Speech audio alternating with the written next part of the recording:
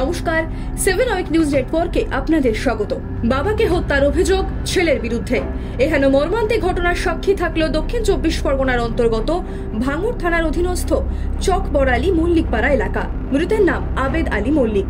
পরিবার সূত্রে খবর, মাঝে মধ্যেই কোনো কাজ না করায় ছোট ছেলে রশিদ আলী মল্লিকের সঙ্গে বিবাদ বাঁধত আবেদ আলীর। এমনকি রশিদকে বিয়ে করার জন্য বাড়ি থেকে বারংবার বলা হচ্ছিল।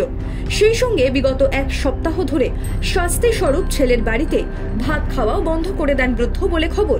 আর সেই আক্রোশেই যে বাবাকে নৃশংসভাবে আঘাত করে সে, একথা নাকি নিজেই স্বীকার করেছে রশিদ। ঘটনার মুহূর্তে বাড়িতেই উপস্থিত ছিলেন বৃদ্ধের আরেক ছেলে ও বৌমা। ঠিক কি ঘটেছিল আর কি জানিয়েছে অভিযুক্ত, শুনুন মৃতের বৌমা সাইরা খাতুনের মুখ থেকেই।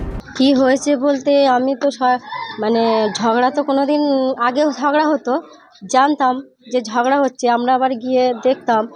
তা কালকের ঝগড়াটা হয়নি, রাত 1টা থেকে 1:10, 5:10 হবে। আমরা এখন বারান্দায় শুয়ে রয়েছি। আমার শ্বশুর হঠাৎ করে একবারেই ডেকেছে, নজরুল বলে ডেকেছে, ঠিক আছে। এবার আমি উঠেছি, বলি আমার হাজব্যান্ডকে ডেকেছি, বলি তাড়াতাড়ি ওঠো তো, বাবুর গলার আওয়াজ পাচ্ছে। তা উনি তাড়াতাড়ি উঠেছে। এবার আমাদের দুই দিকে দরজা তালা লাগানো থাকে, একটা মেন গেটের দরজাটা খুলেছি, খুলে একটা আওয়াজ পেয়েছি বিশাল।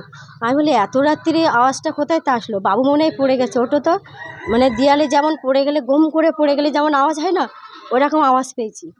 তারপরে এই পরের গেটটা খুলেছি, খুলে উনি বাইরে এসে তাড়াতাড়ি করে কোলে করে নিয়েছে, বলে তাড়াতাড়ি এসে, বাবু না মাথা থেকে রক্ত পড়ছে। আমি এসে তাড়াতাড়ি করে চিল্লিছি, উনিও চিল্লিছে। এবার লোকজন সরে হলো, আমার মেজো যাদের ডেকেছি, বড় যাদের ডেকেছি, এই ভেবে অনেকক্ষণ 15 মিনিট ধরে ডেকে সবাই আসলো।